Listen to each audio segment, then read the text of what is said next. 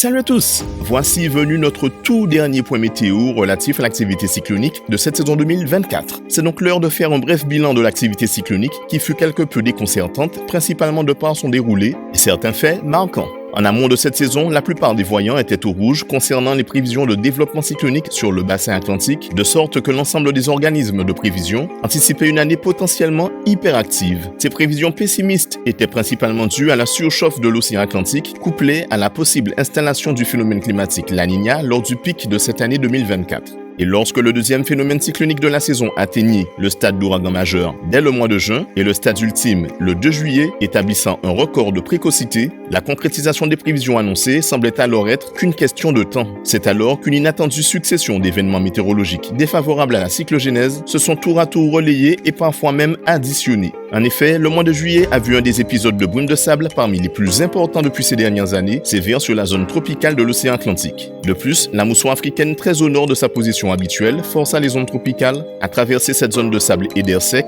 après avoir déversé une partie de leurs précipitations, notamment sur la région du Sahel. C'est ainsi que la plupart des ondes tropicales furent littéralement asséchées durant le mois de juillet et une partie du mois d'août, réduisant le nombre de cyclogénèses abouties dans la zone située entre le continent africain et nos îles. Et lorsque les épisodes de brume de sable finirent par diminuer en fréquence et en densité, c'est alors qu'un inhabituel cisaillement s'installa juste en sortie d'Afrique, réduisant là encore les risques de cyclogénèse dans la zone de développement majeur. La période allant de juillet jusqu'au début du mois de septembre a donc vu beaucoup de tentatives de développement cyclonique, mais peu de phénomènes nommés à cause des conditions atmosphériques souvent hostiles. L'essentiel de l'activité cyclonique s'est donc surtout déroulé durant les mois de septembre, d'octobre et de novembre, avec comme fait peu commun un pic d'activité décalé et ayant eu lieu entre la dernière semaine du mois de septembre et les 2 premières semaines du mois d'octobre. Ce pic d'activité s'est notamment matérialisé par la présence simultanée de 3 ouragans sur le bassin atlantique, ce qui fut une première pour un mois d'octobre depuis le début des observations satellitaires. À noter également que le mois de novembre fut très actif avec la naissance de 3 systèmes cycloniques. Concernant l'intégralité de la saison 2024, nous avons vu au total pas moins de 18 phénomènes baptisés évoluer sur l'ensemble du bassin atlantique,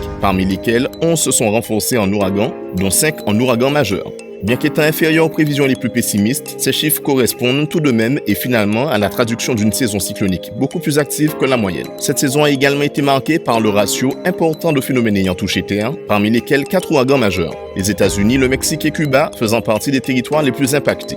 Avec 2 systèmes ayant traversé nos régions au stade cyclonique, l'arc des Petites Antilles a aussi fait partie des régions concernées par ces phénomènes. L'ouragan Beryl impactant l'extrême sud de l'arc en catégorie 4, et la tempête tropicale Ernesto, dont le centre a notamment traversé l'archipel guadeloupéen le 13 août 2024. L'autre fait marquant de cette saison est le ratio relativement important de phénomènes cycloniques ayant connu une phase d'intensification rapide, voire pour certaines explosive, parmi lesquels Oscar, passé d'une simple onde tropicale à un ouragan de catégorie 1 en moins de 8 heures, Raphaël de tempête tropicale à un ouragan de catégorie 3 en moins de 24 heures, et surtout l'incroyable Milton, passé d'ouragan de classe 1 à classe 5 en moins de 24 heures. Malheureusement, ces renforcements rapides pourraient peut-être devenir de plus en plus fréquents dans les années à venir si l'océan Atlantique maintient ses températures moyennes anormalement élevées lors des prochaines saisons, mais ça, seul l'avenir nous le confirmera.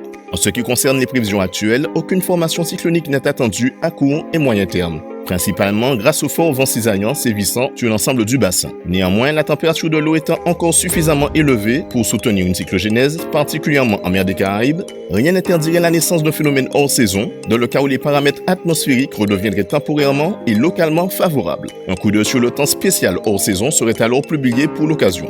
En espérant avoir été un élément utile et complémentaire au suivi et à une meilleure compréhension de l'actualité cyclonique, je souhaite vivement remercier l'ensemble des abonnés pour l'intérêt porté à cette présentation de l'actualité météorologique et particulièrement ceux qui soutiennent la reconduite du point météo pour la saison prochaine. Mais voilà, tout ce qui a commencé doit finir, c'est donc tout pour aujourd'hui, c'est tout pour cette saison et peut-être à bientôt.